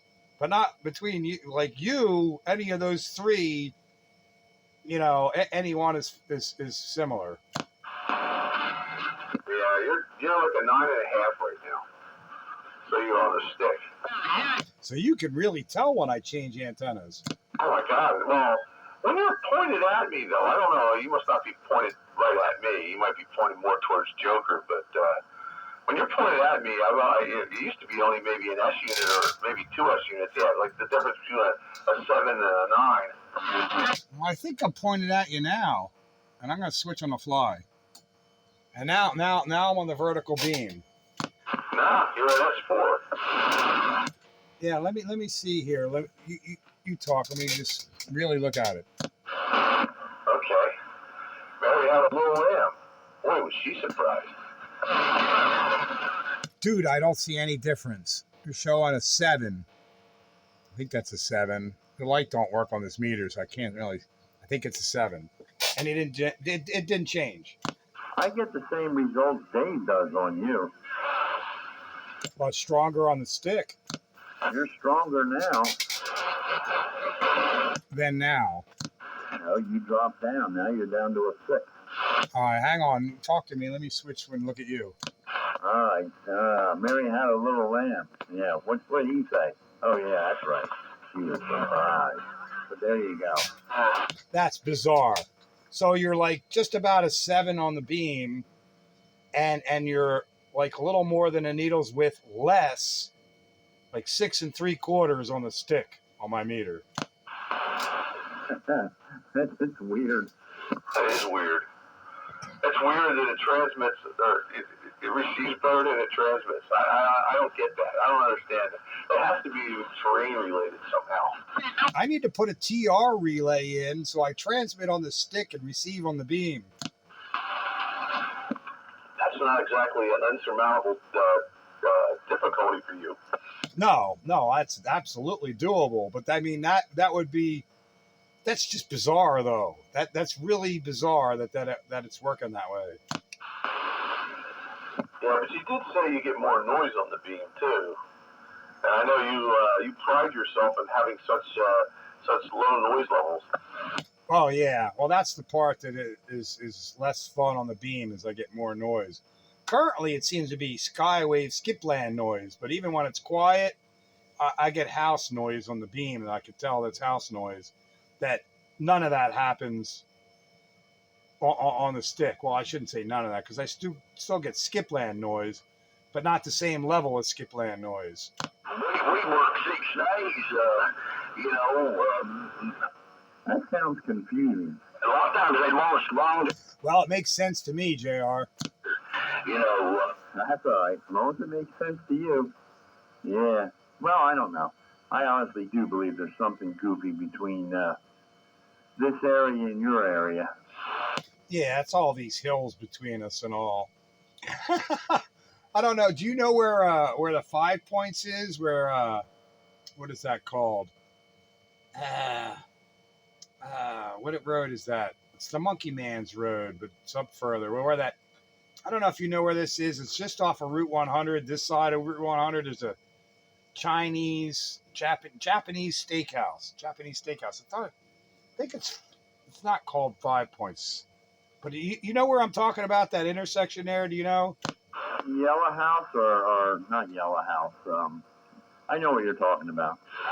No, it's not Yellow House. Far from Yellow House. It's over my neck of the woods. It might be Upper Pottsgrove Township, I think. It's right off of Route 100. What is that?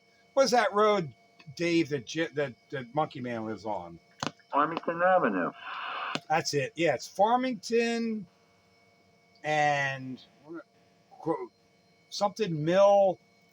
Where the AM Pottstown AM radio station is on that same road, but low down in the valley. This is that 5 point intersection. There's a Japanese steakhouse there.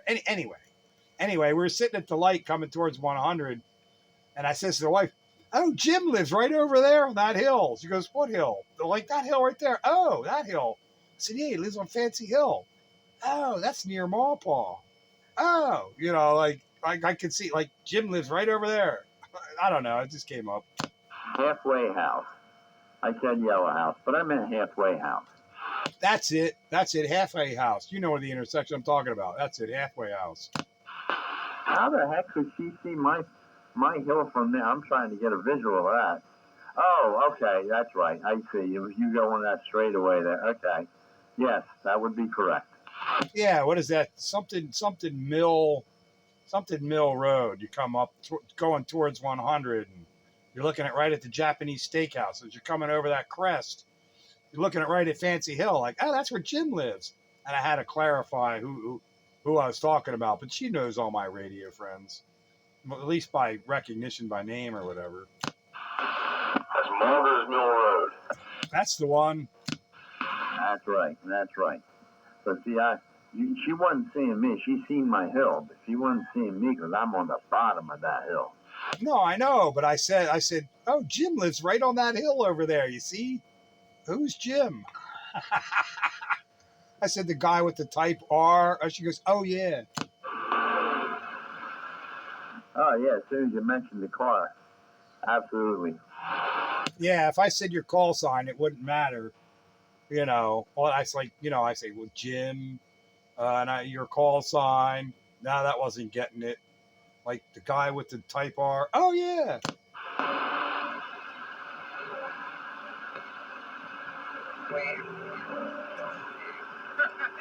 It's funny how I had to go through the list till she got who you were. Like, you know who he is. At least, you know, you've heard me talk about him. Well, you know, you talk to a lot of people. I guess that's a lot for her to take in. Believe it or not, like she pays attention. Like, she talks about all her people at work that I never met, but I all know them by name. It's the same kind of thing. She pays attention.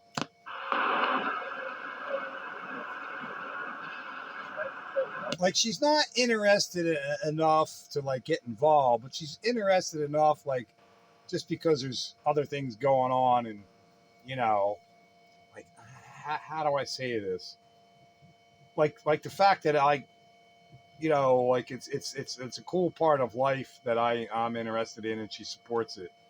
Not that she's interested or supports it, but she's interested enough to interest because I'm interested. Does that make any damn sense? Holy cow! Wish mine was like that. Yeah, I don't know. Maya will ask questions. What's that piece of equipment for? What's that do? She did come in and see the display. Said, oh, that's a nice monitor. What's that for? But other than that, she really don't care. She just likes to talk. Yeah, mine don't care about the equipment. She cares more about the people and the gossip. Like $100? No, not the gossip word. Don't say gossip. All right, maybe gossip's the wrong word for men, but you know the goings ons with everybody that I talk to. Yeah, that's it. There's some interesting goings ons. She wants to know. Yeah, I'm sure. She probably looks at pictures and look at those guys. Look at them. Yeah, she's not really interested in equipment. She's got a basic understanding of the crap that I have, and she knows that she needs, if I die before Sandbagger, she needs to phone him to come and get it out of here.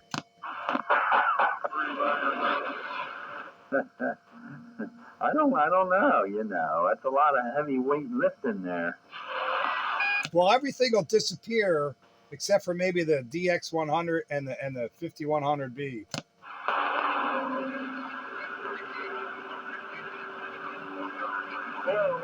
Everything else he can pick up. Those two, they might be left behind, and then she'll still be mad because she needs to get rid of those two. Oh, yeah. I think I might be able to handle the 5100. There's only 20 pounds difference between the two, but you know, when it comes to 20 pounds, it is kind of a lot. I can tie a rope around it and drag it up the stairs. Well, you might have to square that away with Night Train because that thing's got a beautiful paint finish on it and a new front. Might not want to damage that. I'm talking about the 5100. I don't. The DX100. Nah. Oh, the 5100, you'll be dragging that. I'll put cardboard down first so we don't damage the stairs. I think if you put it on an appliance cart, you'd be all right. Yeah, a refrigerator dolly will do it. Yeah, that'd be manageable then. Or I could just have Goose come over and do it for me. Yeah, let him give himself a hernia. Oh, that's true. He's old now, too. I'll have to get one of those younger guys. Yeah, he's old like me, but he won't admit it. Who is the youngest one on here? So I think it's a toss-up between Joker and Green Dog. I think Green Dog might be a little younger. I don't know. Hey. I don't know. I think Green Dog's older than Joker, but I'm not certain, but I would think so. Right. I think Joker's over 40 now. I'm 49. Yeah, I'm younger. Greeny's the youngie. Greeny's the young guy. He's the young pup. I didn't realize you were that young, Greeny. I always have been, Pete. That's why I go by 682. That was like letting y'all know how old I was, 82. Oh, I didn't know that had significance. So, let's see, 1982, I was a senior in high school. You young whippersnapper. I had met my wife. We weren't married yet, but I met her. See, I'm the young one. I didn't realize you were the youngest. I thought for sure it'd been a fight between you and Joker. No, Joker's up to 49. Wow, you're getting old, Joker. You're gonna have gray hair soon. 49, and I don't feel a day over 60. Hey, Greenie, I just realized you're 5 years older than my daughter. Who is Joker? No, you are 5 years older than my daughter. Ah. So you're closer to my daughter's age than you are mine. We're just old farts, Pete. Yeah, we're the old hockey pucks. God, I hate thinking about that. Like we've talked about this before, but I'm trying to figure out when the hell it actually happened that I became old. God, it sneaks up on you. And then, damn, there it is. Here, now you're old. I went into the doctor's today for my, yearly checkup. Yeah, boy, they make you feel old. Yeah, they prescribe Geritol and, And they ask all kinds of questions I'm uncomfortable answering. That Geritol's not a thing anymore. Now they come up with new stuff now. Metamucil and I don't know. I guess just be glad you can remember the questions you don't want to answer. They do come up with some uncomfortable questions I really don't feel like answering, and I just lie to them. Like, what do you identify as? No, the one that gets me is, how many guns do you have? I'm like, well, that's none of your damn business. Next. I never heard them ask that. What would a doctor be doing asking you about your guns? Because he was a VA doctor, and I guess that's part of their thing. But I'm like, I don't know. They all got lost in a boating accident. Are you getting a checkup or a psych eval? Yeah, but I do own a couple hand grenades. I was asked the one time at my doctor's if there was any firearms in the house. Yeah, black powder cannons. I can honestly say, when you got Medicare, that's when it gets weird. That's when they do all the questions and all that nonsense. So beware, it's coming. I haven't had any of that nonsense yet. You got Medicare A and B? Yep. Oh, well, you go for your yearly checkup. There's a procedure now. They have to ask you this questionnaire and do your vision eye test and all that stuff. Oh, yeah. I did do that. I went through that. It wasn't a big deal, though. Yeah, my wife's in the same boat as you two old guys. Hey, mind your manners. I love Medicare, man. I can get stuff done for free now. That is true. I didn't have to pay nothing. Just walked out and forget about it. I just got a bill in the mail for a visit I had back in May 22nd of 2025. For some reason, I don't have great insurance. They decided not to pay it, so I have to pay something from 2025. Took them that long to figure it out, huh? You know what you do with that? You throw it in the trash can. Because they won't affect your credit score, and they can't do nothing about it. Yeah, they're calling me and texting me like 3 times a day. Just throw it in the trash can. You never got it. Block their number. Yep. Message. You ain't getting your money. Yep. Just throw it in the trash can. Don't worry about it. I'm getting a bill from May of 2025 now. We ain't gonna do nothing. You can't do nothing. You got nothing. You don't know who's who, who's what. You don't know what's going on. You don't have a clue. Don't worry about it. He's dead. We had an issue years ago with when my sister was a kid with some kind of medical bill, and my mom, she's like, okay, I will pay you $5 a month until it's paid off. As long as you're making an effort to pay, they can't do anything. My sister broke her leg and had to have some stuff done, and same thing fighting with insurance, and that's what my mom did. She mailed him a check every month for $5.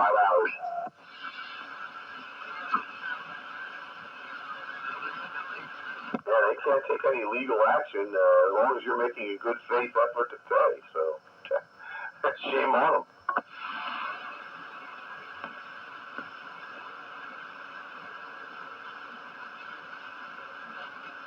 Yep, that way there they can't say you're not trying. I'd like to do something with this where I'd mail them, like $1 a month.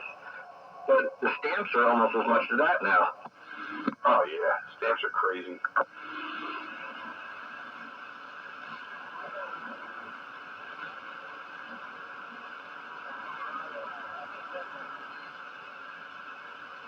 Yeah, I don't send it. Very few checks in the mail anymore. Most of it's done electronically. I just go to my bank and have them send an electronic check. Yeah, I just had to mail out a check for the big truck show in August for Carlisle. And I gave it to my wife. I'm like, here, you write the check out because I haven't written a check in so long. I want to go through like 2 or 3 of them before I don't screw up. Oh man, can you actually write the cursive in there, where you actually put the amount in cursive? I can, but for some reason I always screw up. So not so much anymore because I barely do anything with checks. But my old checkbook years ago, like every 4th one was a void check because I screwed up. Where I go on. Okay, we got a breaker, and just as a by the way, there, I think you're squealing ever so slightly in the background there, Joker. But go ahead, break. Man, it's going on. Free bird jumping on in. Oh well, you missed all the noise. It's nice and quiet now. I guess that's kind of beneficial to a way. You actually talk for a couple seconds. Well, we had a lot of skipping there earlier, but I think that all faded away. Yeah, I just went through the other channels, man. My goodness, very, very busy out there. Yeah. How are you guys doing? Oh, okay. I'm still on the right side of the dirt, so. Yeah, I'm glad you that one. Yeah, there. I am squealing a little bit, aren't I? There you are. Hey, how's it going? That's so weird. I just moved some stuff around my desk. I'll move it back. I gotta remember what I moved. Oh man, you're getting old already. Can't remember things.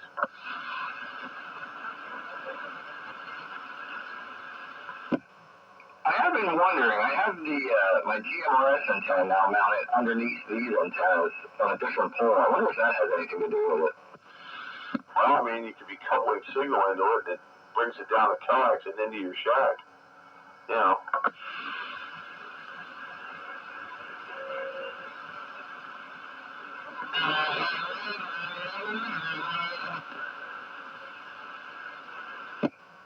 All right. Now I'm on the antenna that's further away. Is there any squealing? No. So, yeah, whenever you're talking on the antenna that's right up above where you talk, like the beam, or our antenna, yeah, you're getting RF back into the shack there. Interesting. Yeah, I went back to the one right above me again. And you're squealing again.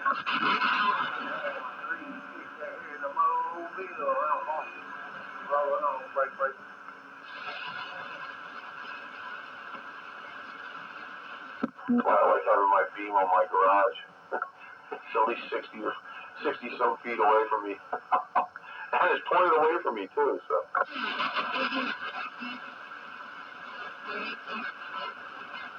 Well, I will have to investigate that.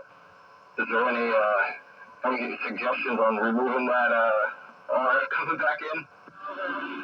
Well, there are a lot of things you can do. You could make yourself one of those coaxial chokes. Take about eight or 9 turns of your coax around a 6-inch diameter piece of PVC and tightly wind that and put that at the feed point of your antenna. That should block some of the common mode currents from coming down your shield of your coax. You could try better grounding. I don't know how well you've got that thing grounded. That might help. And then, of course, there's ferrites that you can put on your microphone audio leads. I don't know how you got weird audio stuff there, right? You know, it's not just like a mic plugged into the radio, right? So all that stuff could be wrapped around ferrites. Yeah, I got a bunch of ferrites on the mic cables. I have it poorly grounded right now, but when I pulled it down the first time to start doing all the repairing, I honestly didn't have really any grounds on it. Yeah, well, it'd be helpful if you, I guess, to ground it. Yeah, right now it's a thin wire, but it is grounded. The tower is grounded to the house ground. Yeah, the problem though you got to watch out for is DC ground is not the same thing as RF ground. And you know, if you run a 9-foot piece of wire from your radio to ground, guess what? You've got a quarter wavelength antenna there. It's for RF grounds. It really has to be short and as short as you can possibly be. Yeah, before I ground the tower that's closest to me, which is, like I said, pretty much right on the corner of my room here, is that's where all my main. Actually, now that I think about it, that's the ground. That's where all the ground wire comes in for the main feed for the house. So I got to get somebody out here to, scope it out before I start driving a rod in the ground. Yeah, you want to put the rod right next to your tower. That I probably could, because if I remember from what I was told from my electrical box, which is on the other corner of this room, to where the main box is in the middle of my yard, it's like a diagonal. So I could probably go right next to the tower. Oh yeah, make sure there's no water pipes, sewer pipes, or electrical lines or anything like that in the vicinity. Last thing you want to do is drive your ground rod through an electrical line. That'll certainly light things up. Yeah, that'll make for a bad experience. Yeah, all the water lines come in the opposite side of the house, because that's where my well is on the other side. So, yeah, I think the only thing I have to worry about is that main feed coming into the house. Yeah, because if you have yourself a metal detector or something around, you could probably scan the area and see if there's anything there, that would show up. What's that? Call 811. Yeah, PA1 call.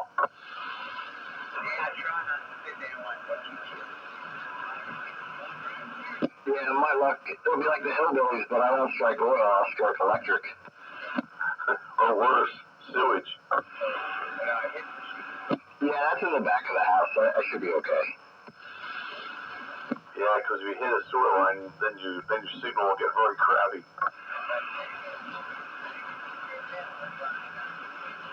Alright, where you? Rooster. Rooster, checking in here. Hey, how you been, man? I haven't heard you in a while.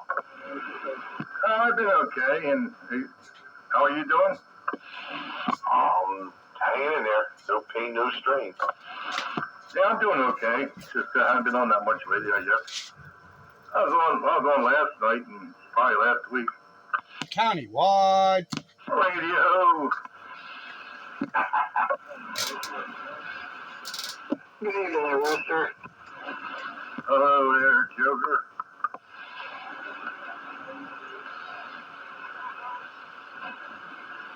Digging for oil, huh?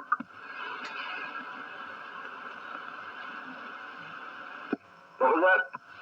Joker, you're digging for oil? That would be the best case scenario. No, we were just talking about ground rods for the house. I can't do anything until I figure out what all the underground stuff is. Paying for it. Ground rods are overrated.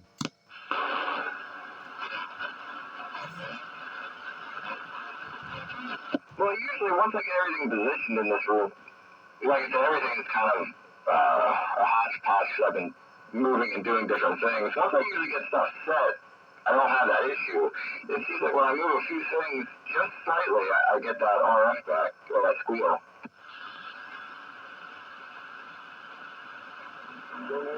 Something's too close to something. Yeah. having a Radio Shack in the basement and all your antennas above you seems to be a good combination. Well, theoretically, I could probably put everything in the basement. Because that was, where I would put it is kind of right below me, but I'm trying to keep all this stuff out of the studio. Yeah, I've had least problems with I've had Radio Shacks up in the upper floors and attics and all that kind of thing. And have run into problems with that. Ever since I had my Radio Shack in the basement, no RF feedback issues ever. Yeah, I hate to do a union in it, but I might drop this one down that's right above me. I do have a length of coax, so I could make a choke out of. Maybe just as an experiment, try that. Am I losing my mind? I could swear I hear JR in the mud giving me like an S1. Is he transmitting on a dummy load? I think he's channeled up or two. Oh, maybe he's bleeding me over. I can hear him. He's going 1, 2, 1, 2. I think maybe he's on a dummy load or something. Now, wow, how'd you hear me there? You on the dummy load? Now, we're on the dummy load, yeah. Yeah, you don't sound too good either. You're overdriving something, but I could hear you. You give me like an S2 or something. That's weird. I didn't think my dummy load got out that well. Oh, Didn't Wayne talk to some DX station on a dummy load once? I thought he was just on an open coax switch, a piece of coax and a coax switch, to open or something. I forget exactly, but yeah, it was some scenario like that, dummy load or a coax switch. I heard your dummy load through the mountain there, JR. You're doing good on that dummy. Imagine that. I talked to Bermuda on a dummy load. I'm only running like 5 watts. Yeah. Wayne just popped in there. He talked to Bermuda on his dummy load. I'm jealous. I was in there. I remember when that happened. I'm like, Wayne, why you ain't that strong, but you're working Bermuda? Oh, I'm on my dummy load. I didn't even try it. It just worked. Had to be radiating to an antenna at some point. Yeah, it might have been some capacitive coupling or something, but it's still, it's not a whole lot of radiated energy, but it was enough. I think I would have had to log that in the logbook. Yeah, I mean, if you have like a coax switch or something and there's not a lot of isolation there, enough of signal could leak out of it. It's still going to be like at least 40 dB down. Yeah, it's not going to be, but I mean, it's not going to be as attenuated as if you just had a straight piece of cable going right to a resistive dummy load. So that shouldn't radiate really at all.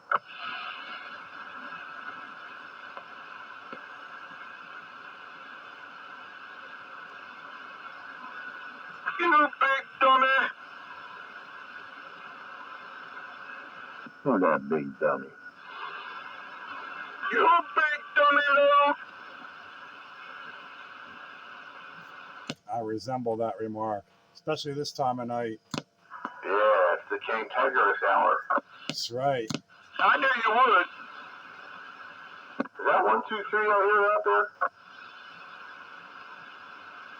I thought maybe it was Lawnmower Man. Somebody trying to disguise their voice. Oh, no. It almost does sound like 123, though.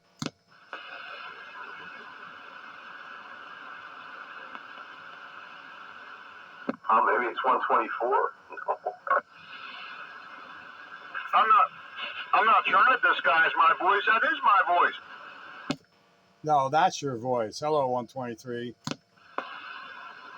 well, there's somebody else out there trying to sound like me. No, they weren't trying to sound like you. They just happened to sound like you. Somebody trying not to sound like you, sounding just like you, trying to not to sound like you. Well, that's all right then. Yeah. Now, who's all out there? I think I hear Joker out there and Rooster. And me.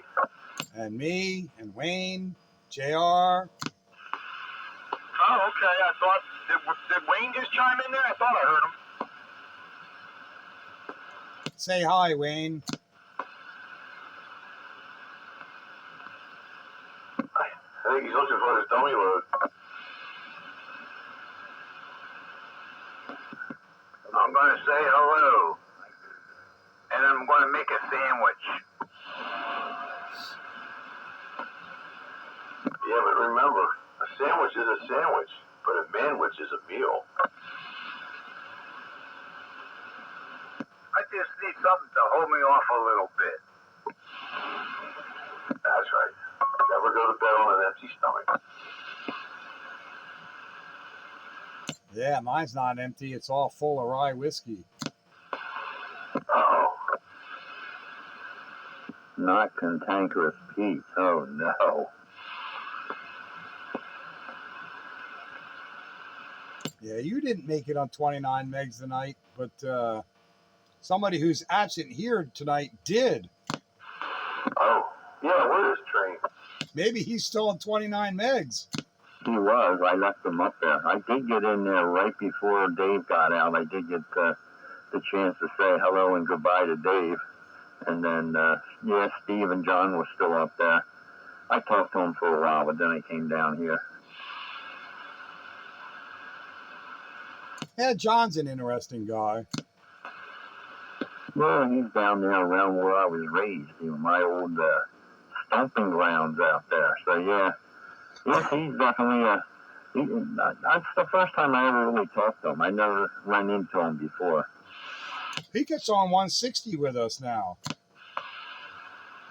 Oh, good. Well, he has a nice setup out there, He does. He has the deal.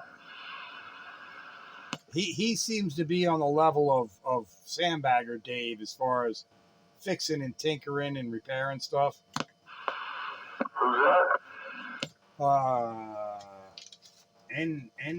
NR3I. What the hell is his call sign? Oh crap! His name is John. He's in Phoenixville. KN3I. Oh. Wasn't he in there on this channel last week or a week? Somebody from Phoenixville checked in. Was that him? I don't remember if he checked it. I told him about us. If your memory's better than mine then, because I don't remember if he ever came in here with us. But Phoenixville, that would have been him probably. Yeah, well, my memory's not that great because I can't remember what his handle was. What name? Cake. Breaks my channel. You got it. Super love. Happy. I'm saying, blow my radio up. Loud deal on the whole skip line out there. Yeah, the skip land's coming back. Oh, no. All around the band tonight. Hey, how long you guys gonna be out here?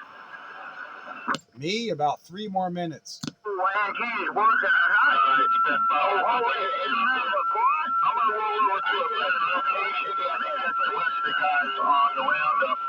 On the after party, I'm gonna go over to the mall, sit in the parking lot at the mall for a little bit. All right, well, head over to your better location because the current location's working for me, but maybe not for others. But it's not all about me. Yeah, Temple, I'm having a hard time hearing everybody else. I can hear you fine, but everybody else out there, I'm having a hard time getting in my receiver.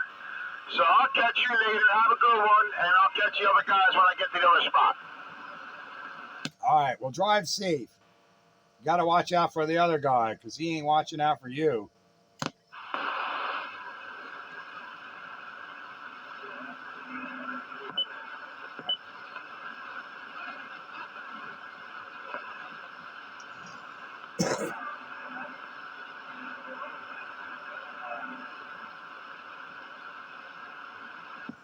Pete, what did you say you were running tonight? Is that 2 meter contraption? No, I don't use the 2 meter contraption on AM because receive is terrible.